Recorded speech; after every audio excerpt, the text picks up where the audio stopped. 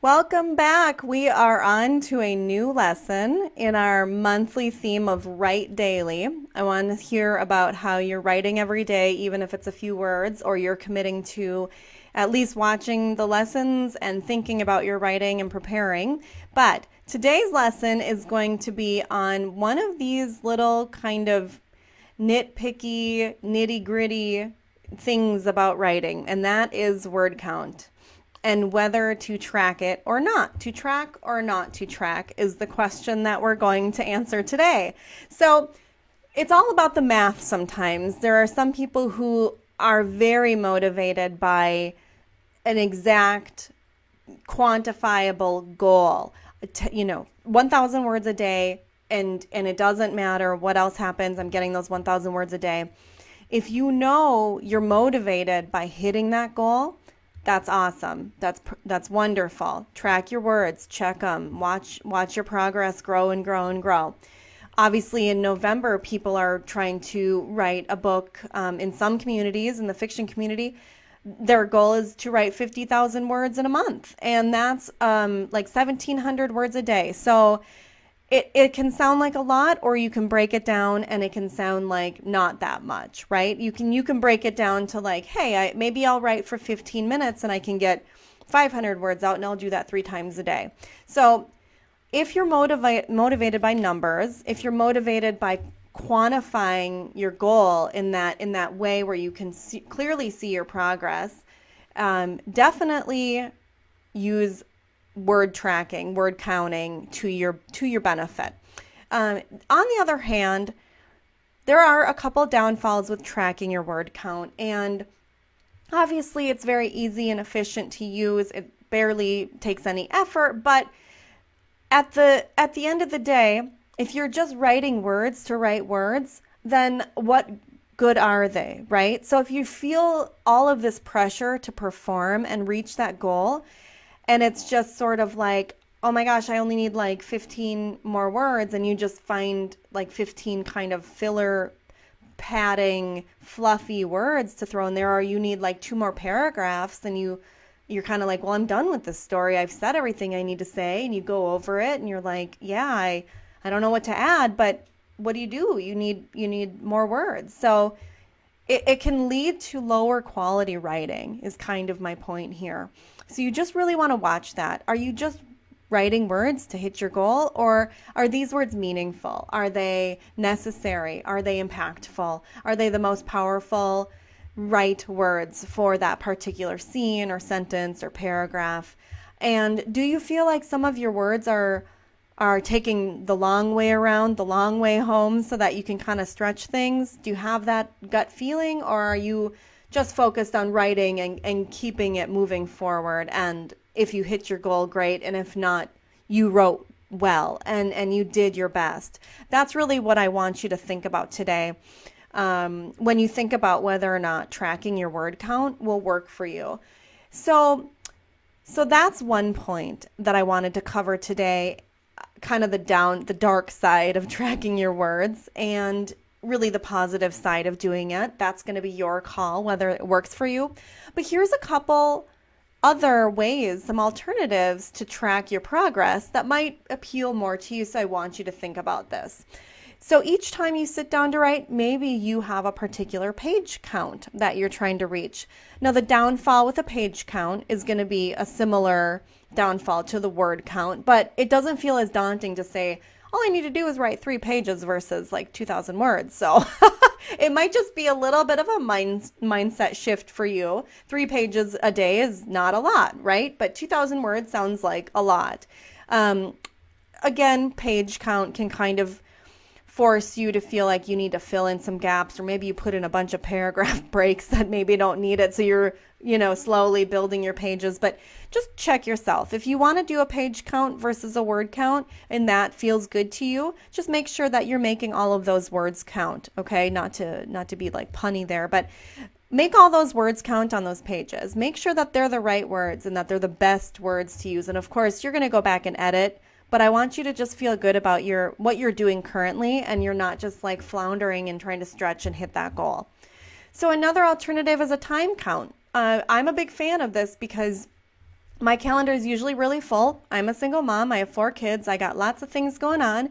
And I typically don't have just days on end to just hang out and write. And whenever the words flow out of me, they were divinely there. I typically have to say, like, I'm writing for 30 minutes or I'm doing this for an hour. And in my past have used like time blocking in general for a lot of my projects.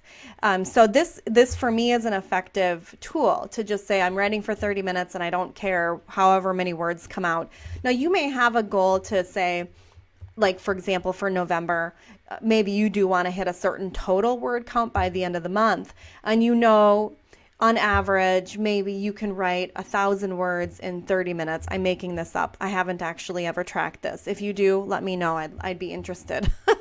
But maybe you can write that many, and that's kind of an average for you. And maybe, if you're a seasoned writer or if you've been doing this and tracking and using some different tracking methods, this is something you kind of have data on. So great. And you can kind of break down your goal by saying, I'm going to spend 30 minutes a day or an hour a day or whatever it is.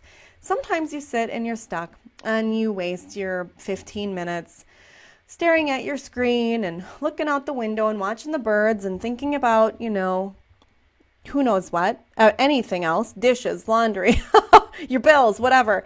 That's okay. Don't feel like you're totally wasting your time or you need to start over, but do try your best to fill those minutes, because if you're only allotting yourself 30 or 40 or whatever, 60 minutes a day, you want to make them count.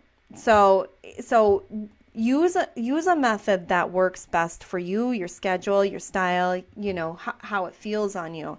One more alternative that I wanted to bring up is like a scene or a chapter count. If based on your outline, you have 20 chapters, and that means you have to write, one chapter every other day or however it breaks down. Math is, not my thing. Then like, okay, Tuesday, I got to write at least half of this chapter, and then Wednesday I finish it up. So that could be another way to kind of track your progress without having any time constraints and without worrying about word count. You're just trying to get through the material and bounce yourself off your outline and say, yes, I'm on track, or no, I'm not. If a chapter takes you 3 days and you thought, you had only planned for 2, maybe there is a shorter chapter that evens it out, or maybe you allot extra time on another day to kind of fill that gap. So this is a way that you can kind of build some flexibility. And again, you can do this with page count and word count as well. You can say like, hey, I was supposed to get 1,000 in yesterday and I only got 800. So today I'm going to do 12.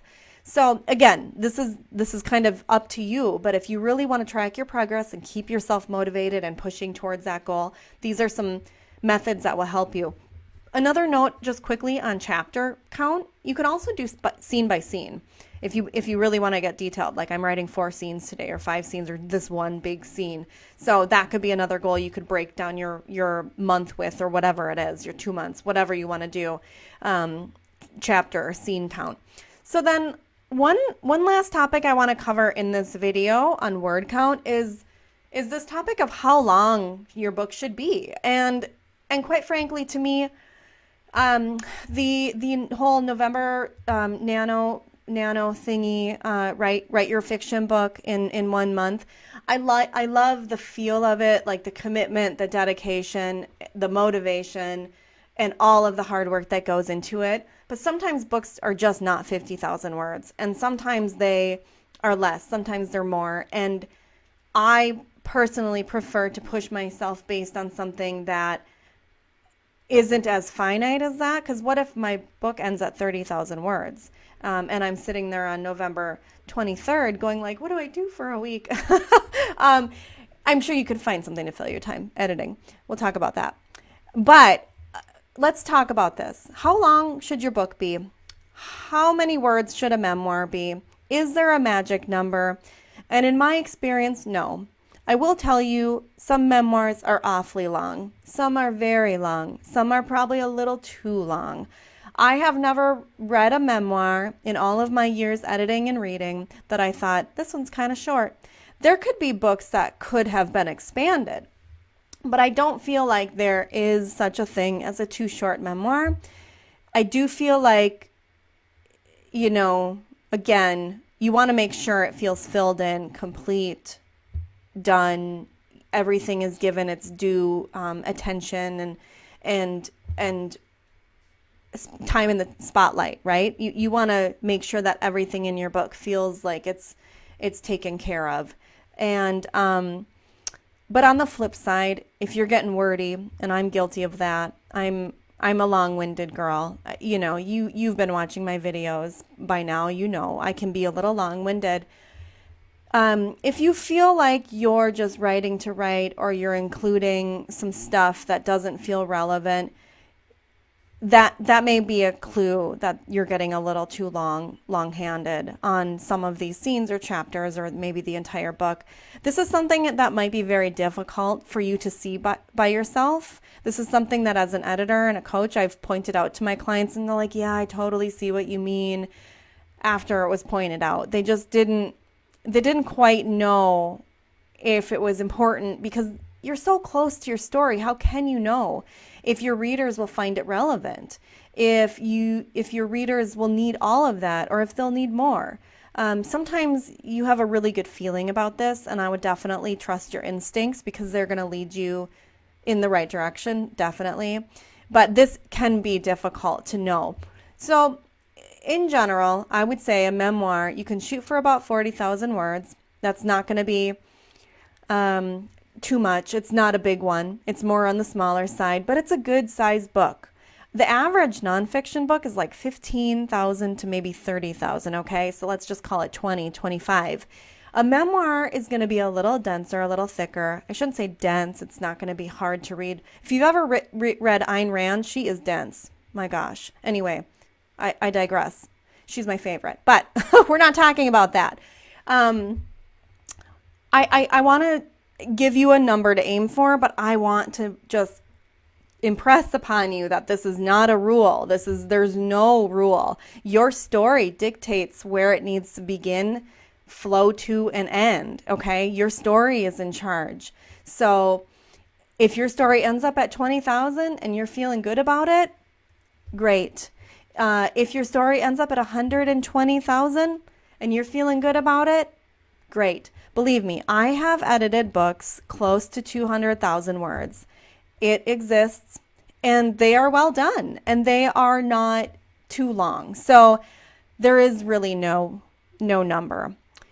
But all of these kind of progress tracking methods that we were talking about earlier in this video can be kind of applied to something like just shoot for a number, right? Maybe you have an idea of how long you want it to be based on what you know to be in your book. If that's the case, great, go for it. But I definitely want you to shoot for, 30 to 40 to kind of give you an idea of what to aim for. I think that's a very reasonable, solid goal. It's not too high and it's not too low. It's not going to force you to be too tight-lipped, and it's going to give you room to breathe a little bit, room for your story to breathe. So let me hear about this. I want to hear about what you think for your book, how long it should be, or what you've read elsewhere, because of course I'm one person. This is my perspective as someone who's been in this industry for many years. But again, I'm not going to give you the rule. There is no rule. So let me know what you think. And I would love to hear some questions on this. And also tell me which method you think might work for you to track your progress, if you want to track your progress at all, or if your goal is just to write anything for any amount every day. That's 100% perfectly fine. And I love that because it's commitment, it's dedication, and it shows me that you're serious. So there we go. Lesson done for the day. Keep writing, and I will be back tomorrow in a different outfit.